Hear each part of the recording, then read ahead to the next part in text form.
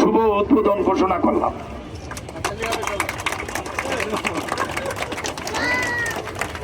আমাদের বাংলাদেশে একজন ব্যক্তি আশীর্বাদ হয়ে এসেছিলেন, যিনি দীর্ঘদিন পূর্বে তার এই আইডিয়া ছিল যে এই ধরনের একটা বেদির মোকাবেলায় বাংলাদেশের মানুষ এক সময় করতে হবে। সে কারণে উনি ঢাকাতে ইব্রাহিম কার্ডিয়াক বা ডায়াবেটিক সমিতি, বাংলাদেশ ডায়াবেটিক সমিতি প্রতিষ্ঠা করেছিলেন মরহুম ইব্রাহিম সাহেব।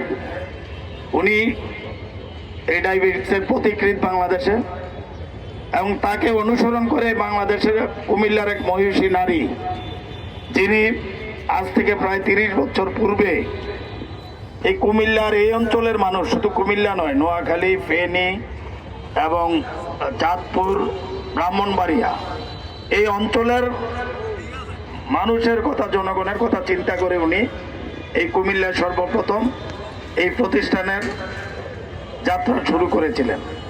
তা আমরা তখন ছাত্র থাকলেও আমরা দেখেছি এই জুবেদা হান্নান, যার নাম আপনারা অনেকেই জানেন, এই প্রজন্ম জানে না। এই জুবেদা হান্নান অনেক কষ্ট করে এই ডায়াবেটিক সমিতি প্রতিষ্ঠা করেছেন, মানুষের দ্বারে দ্বারে গিয়েছেন, 10 টাকা, 5 টাকা, 50 টাকা করে নিয়ে এই প্রতিষ্ঠান দাঁড় করিয়েছেন। আজকে সুনামের সাথে কুমিল্লা ডায়াবেটিক সমিতি তাদের সেবা পরিচালনা করে যাচ্ছে। তা আমি আজকের এই দিবসে আপনাদের কাছে বলবো, আপনারা দোয়া করেন যাতে আমরা এই প্রতিষ্ঠানের একটা অবস্থানে নিয়ে যেতে পারি। সেটা নিয়ে আমরা প্রতিনিয়ত কাজ করছি। আমার 3 ভাগের 2 ভাগ সময় আমরা ঘুম এবং বাসায় থাকি, কিন্তু 3 ভাগের 1 ভাগ সময় কিন্তু আমরা কর্মক্ষেত্রে যাপন করি। সুতরাং কর্মক্ষেত্রের এই সময়টুকু আমাদের জন্য এবং আমাদের ডায়াবেটিসের রোগীদের জন্য খুবই গুরুত্বপূর্ণ।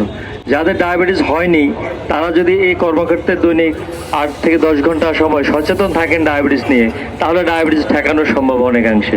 যেমন আমরা যদি কর্মক্ষেত্রে যাওয়ার সময় যানবাহন যত কম সম্ভব ব্যবহার করে, আমরা যেমন হেঁটে যদি অফিসে যাই, যদি কাছে যতটুকু সম্ভব হেঁটে যেতে পারি, আমরা যদি সিঁড়ি ব্যবহার করি, লিফট ব্যবহার না করে কর্মক্ষেত্রে দীর্ঘক্ষণ বসে না থাকি, কর্মক্ষেত্রে আমাদের যদি কর্মক্ষেত্র খুবই গুরুত্বপূর্ণ। কর্মক্ষেত্রে ডায়াবেটিস প্রতিষ্ঠান এবং ব্যক্তি নিজের 2 পক্ষেরই উপকার হয়। যদি ডায়াবেটিস রোগী ভালো কর্মক্ষেত্র পায় তাহলে ডায়াবেটিস রোগীদের ডায়াবেটিস নিয়ন্ত্রণে থাকবে। যদি কর্মক্ষেত্রে মানসিক চাপ কম থাকে, যদি ডায়াবেটিস রোগীদের ইনসুলিন দেওয়ার পর্যাপ্ত জায়গা থাকে, করার জায়গা থাকে এবং মুভমেন্টের জায়গা থাকে এবং কাজ করতে পারেন, প্রতিদান দিতে পারেন। যদি ফলের পরিমাণ বাড়াইতে পারি, তেলে ভাজা জিনিসগুলো বাদ দিতে পারি, মিষ্টি বাদ দিতে পারি, বাদ দিয়ে এই জায়গায় আমরা ফল রিপ্লেস করি, বাদাম রিপ্লেস করি, তাহলে মনে হয় আরও একটু হেল্পফুল হবে। আর আমি যেহেতু গাইনোকোলজিস্ট, এই জন্য আমি একটু আমার মাদের জন্য একটু বলি যে এখন ডায়াবেটিস, টাইপ 2 ডায়াবেটিস এখন বাচ্চা নেওয়ার আগেই ডেভেলপ করে, সেই জন্য তাদের আবার এখন মহিলারা কর্মক্ষেত্রে বেশি অ্যাক্টিভ। তো সেই জন্য মাদের জন্য পরামর্শ হলো তারা যেন আগে থেকে ডায়াবেটিসটা নিয়ন্ত্রণ করে, খাদ্য অভ্যাসটাকে নিয়ন্ত্রণ করে, সেটা তারপরে ডায়াবেটিসে। আমরা আপনাদেরকে একত্র করে ডায়াবেটিস দিবস উপলক্ষে আপনাদেরকে সচেতন করার জন্য আমরা যে র্যালিটুকু করেছি, র্যালিতে যারা ডাক্তার সাহেব যে কথাগুলো বলছে আপনারা যদি প্রত্যেকে ফলো করেন, আমার মনে হয় নিজের জীবনের জন্য নিজের অনেক উন্নত হবে।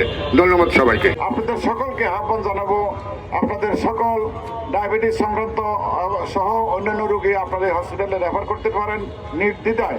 আমরা বিশেষজ্ঞ চিকিৎসকের মাধ্যমে সার্বক্ষণিক প্রায় দিবারাত্রি 24 ঘন্টা আমরা সার্ভিস এনশিওর করার জন্য চেষ্টা করে যাচ্ছি।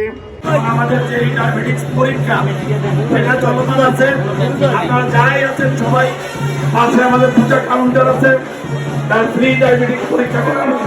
সবাইকে ধন্যবাদ।